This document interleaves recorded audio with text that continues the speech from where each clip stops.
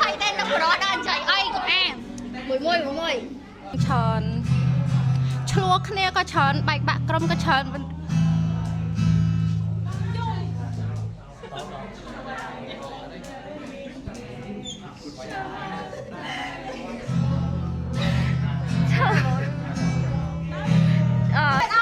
mau mà lấy mình phun sồn pi mau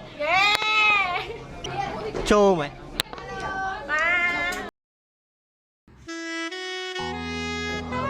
ពេលថាសបាយមួយហត់ថ្នាក់ទី12គឺមានទាំងអស់ចង់ទោះបីជាមិត្តភ័ក្តិទាំងអស់ហត់បានរៀនថ្នាក់មួយគ្នាតែនៅតែជាមិត្តភ័ក្តិមាន memory ល្អៗអញ្ចឹងហើយអត់មានអីនិយាយច្រើនទេជូនពរទាំងអស់គ្នាប្រឡងបានជោគជ័យហើយបាននីតិដែលខ្លួនឯងចង់បានហើយបើចំណាប់អារម្មណ៍ថ្ងៃក្រោយចង់ធ្វើអីមែនចង់ធ្វើ CEO បានអត់ចំពោះថ្នាក់ទី12មានរឿងសបាយហើយមានរឿងជាច្រើនហើយការជួបគ្នារាល់ថ្ងៃហ្នឹងក៏សិតជាវិស័យដែរអ្នកខ្លះក៏ជួបគ្នានៅបាថមហើយខ្លះទៀតក៏ជួបគ្នាថ្នាក់ទី9ក៏ដូចជាទី10ហើយនិងទី12ហើយ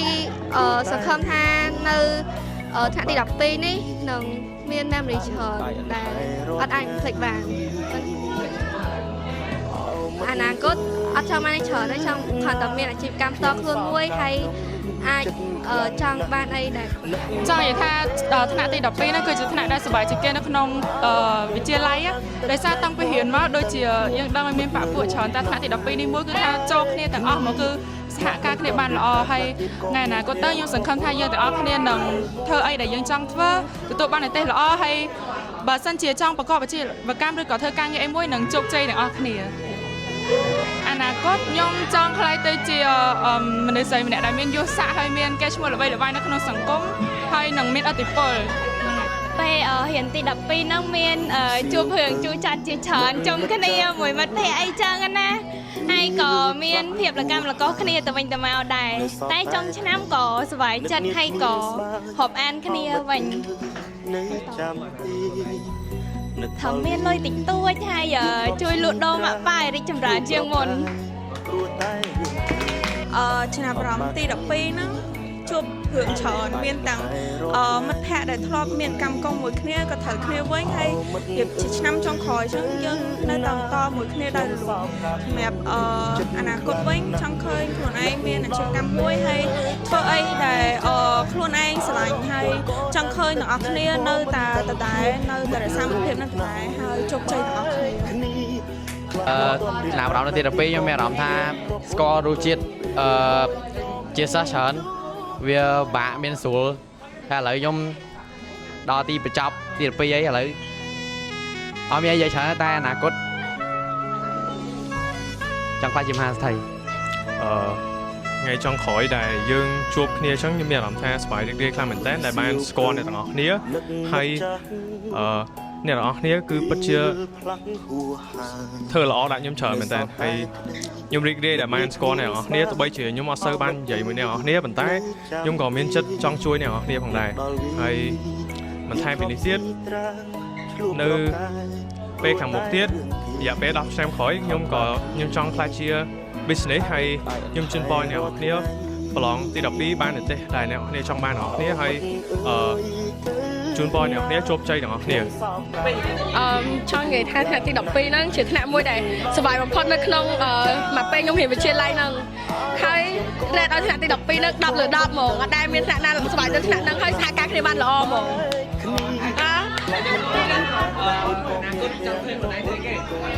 អនាគតខ្លួនឯងចង់ឃើញខ្លួនឯងជោគជ័យមានការងារធ្វើត្រឹមត្រូវល្អប្រាក់ខែមួយខ្ពស់ដែរហើយមានសុភមង្គលប៉ុណ្ណឹងមានអារម្មណ៍ថាពេលវេលាដើរលឿនព្រោះអីជប់គ្នារៀននៅសាលាតែមួយសិតតែមកពីមាននិស័យហើយនិយាយទៅបទពិសោធន៍រៀនតាំងពីថ្នាក់ទី7រហូតដល់12ហ្នឹងវាមានភាពជូរចត់ច្រើនប៉ុន្តែក៏អរគុណដល់មិត្តភក្តិមួយចំនួនដែលនៅតែនៅអត់ឲ្យ fake ដាក់គ្នាហើយចេះយកអាស្រ័យឲ្យគ្នាទៅវិញទៅមកហើយក៏ជូនពរឲ្យអ្នកទាំងអស់គ្នាប្រឡងបាននិទេសល្អទាំងអស់គ្នាជោគជ័យទាំងអស់គ្នាហើយសម្រាប់ចំណាប់អារម្មណ៍អនាគតខ្ញុំសង្ឃឹមថានឹងបានសម្រេចក្តីបំណងទៅរៀននៅប្រទេសក្រៅហើយចាក់ចេញពី ស្រុកខ្មែរទៅនៅស្រុកក្រៅឲ្យប្រកបរបរមួយដែលអាចសមស្របចំជីវិតខ្លួនឯង ចំពោះថ្នាក់ទី12ជាឆ្នាំចុងក្រោយហើយក៏បានស្វែងចិត្តដែលបានមកជានៅថ្នាក់ហ្នឹងហើយហប់អាននៅមិត្តភ័ក្តិថ្មីៗជាច្រើនថងមាន business ហើយជោគជ័យមានលុយច្រើន ចំពោះចំណាក់អារម្មណ៍ខ្ញុំចូលទី12នេះមានអារម្មណ៍ថាស្វែងចិត្តខ្លាំងមែនដោយសារមានបងប្អូនទាំងអស់គ្នាដែលជួយប្រឹក្សាយោបល់ទាំងមហាត់ទាំងពីជីវិតរស់នៅប្រចាំថ្ងៃហើយចុងក្រោយខ្ញុំសូមឲ្យទាំងអស់គ្នាបើអាចយើងមានជុំត្រៀមជុំគ្នាទៅខេត្តទាំងអស់គ្នាម៉ៅឡាន45កៅអីបោះតាម camping សប្បាយចុយមកជាពិសេសថ្ងៃអនាគតខ្ញុំចង់ខ្លាចជាវិស្វករបើអ្នកនរគ្នាត្រូវការអាចតែខ្ញុំបាន អត់ដឹងនិយាយដោយសារតំចូលរៀនឆ្នាំហ្នឹងហើយពេលចូលដំបូងគិតថា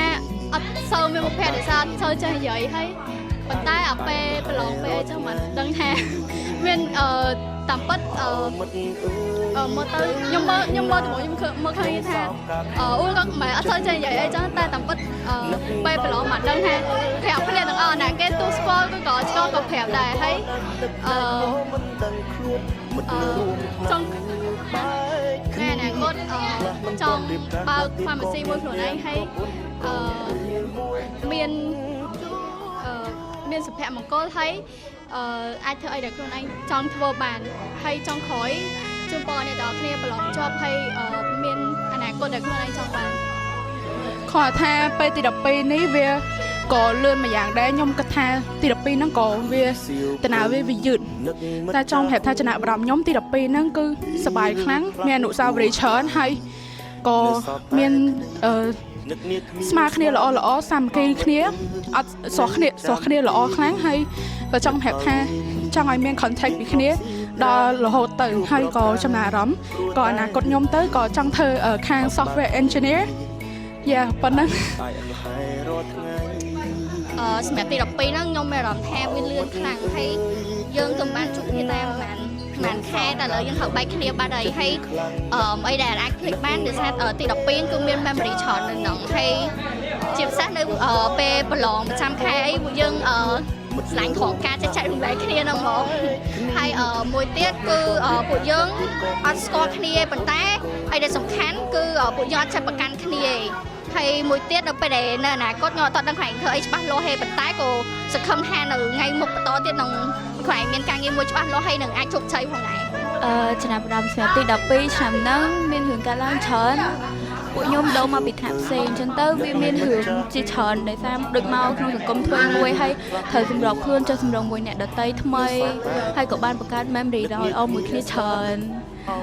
មានធម្មពាក្យមកថាវាសប្បាយខ្លាំងនៅក្នុងទី12ឆ្នាំហ្នឹងហើយនៅថ្ងៃទៅនៅអនាគតខ្ញុំចង់មាន business ខ្លួនឯងមួយចង់ឯករាជ្យខ្លួនឯង ចំណាប់អារម្មណ៍ទី12វាជាទូទៅយើងយើងរៀនមួយគ្នាតែងតែមានភាពល្អនិងភាពអាក្រក់មួយគ្នាហើយ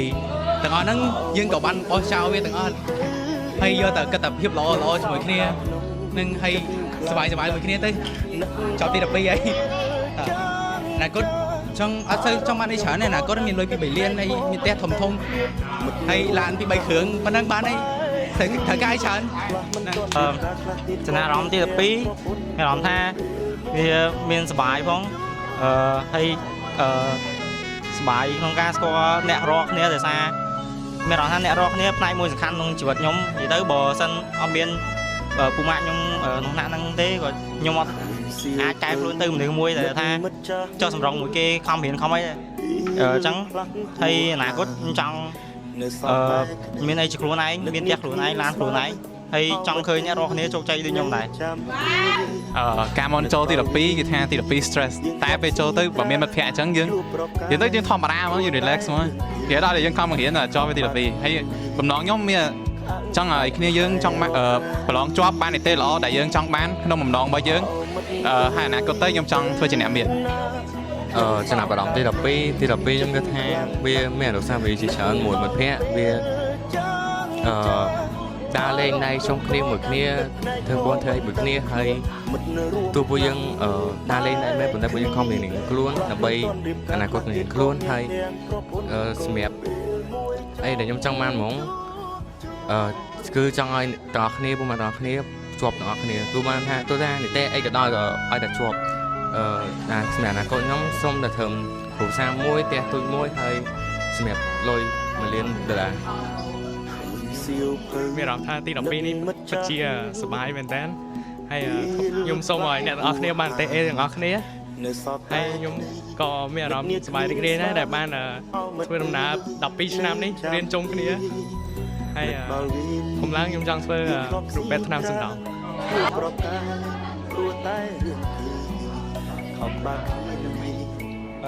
ចំពោះចំណាប់អារម្មណ៍ទី12មានអីធម្មតាពេលវេលាដើរលឿនហើយយើងម្នាក់សិតតែកើតថ្ងៃខុសគ្នាហើយនៅខេត្តខុសគ្នាតែយើងមកដល់សាលាមួយនេះយើងជុំគ្នាសប្បាយជុំគ្នាទោះមានរឿងអីក៏ដោយពួកយើងនៅតែសប្បាយជុំគ្នាគេថាសប្បាយใจម៉ែ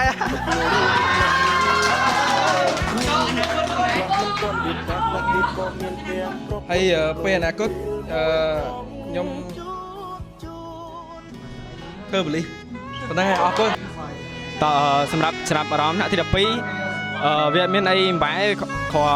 សប្បាយនឹងការរៀនហើយជូនពរឲ្យអ្នកនរគ្នាខំប្រឹងរៀនឲ្យអស់ពីសមត្ថភាពបានលទ្ធផលដែលខ្លួនឯងចង់បានហើយជូនពរឲ្យខ្ញុំហើយអ្នកនរគ្នាមាននៅការងារមួយដែលអាចរកប្រាក់ចំណូលបានច្រើនចំគ្រួសារហើយអាចសង្ឃឹមថានៅមានតំណែងល្អជាមួយគ្នានៅថ្ងៃខាងមុខសូមពីអោស័យលើកទឹកគ្មានអាចកំណត់ សួស្តីសម្រាប់ចំណាប់អារម្មណ៍ទី12របស់ខ្ញុំអត់មានអីច្រើនក្រៅពីអរគុណមិត្តភក្តិទាំងអស់គ្នាដែលបានចូលមកផ្នែកនៃជីវិតរបស់ខ្ញុំមួយនៅ high school នឹងហើយចុងក្រោយសម្រាប់ថ្ងៃអនាគតរបស់ខ្ញុំគ្រាន់ចង់នៅបន្តមិត្តភាពមួយមិត្តភក្តិរហូតទៀត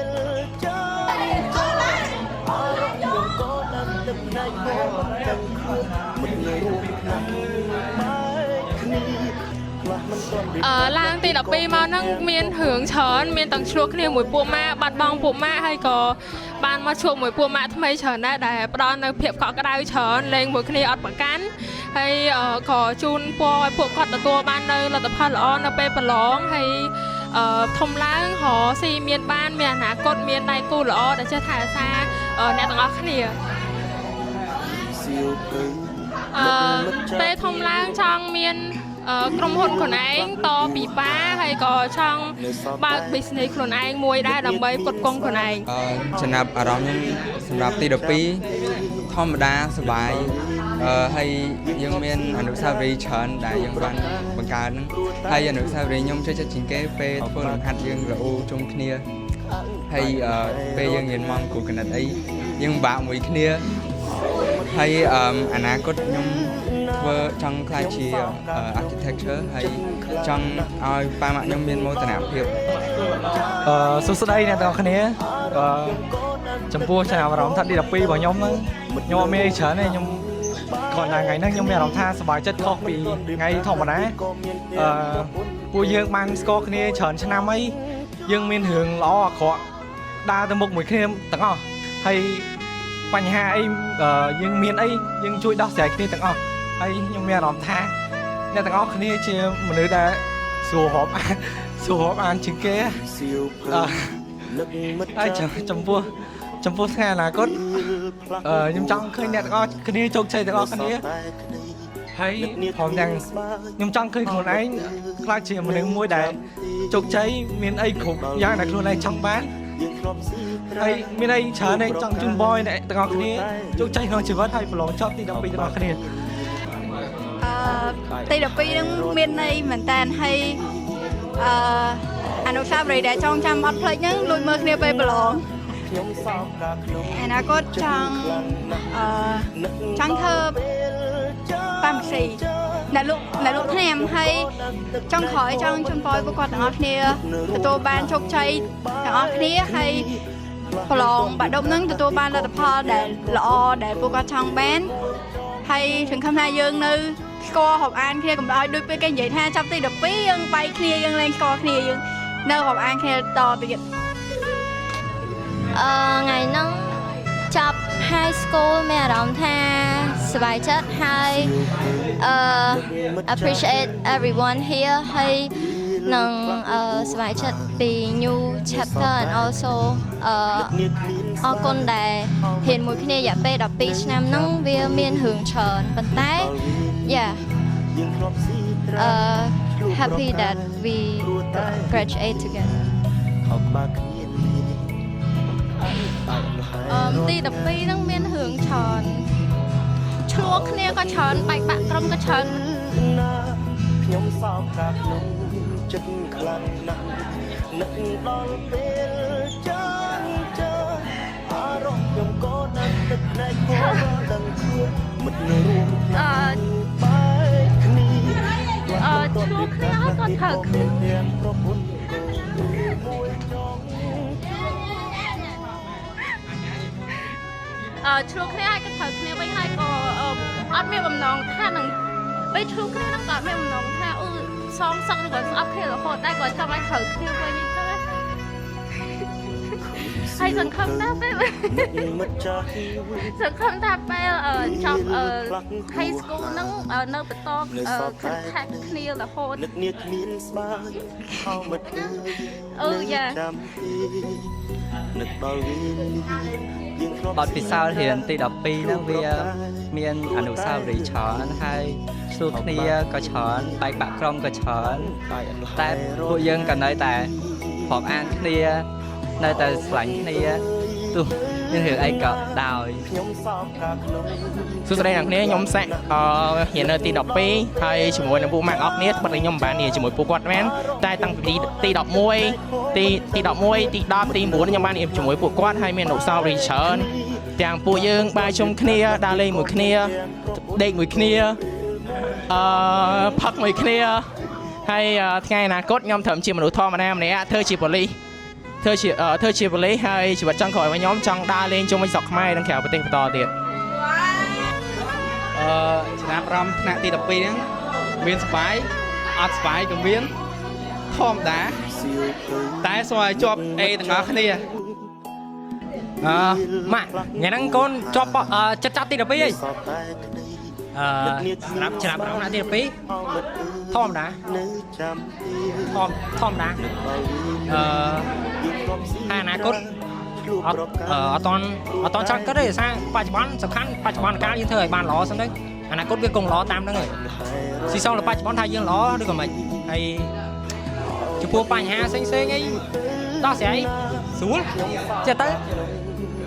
តែសម្រាប់អារម្មណ៍មែនតើហ្មងវាធម្មតានៅធម្មតាអរគុណ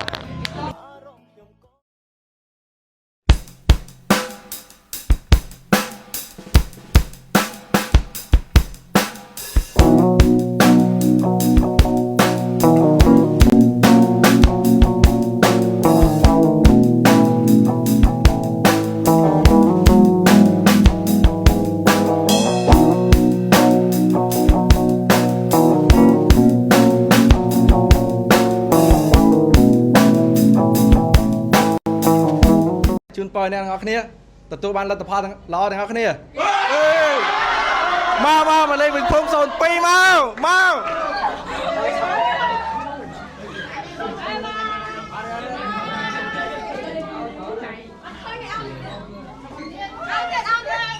កលេងវិញភូមិ02មកចូលមែន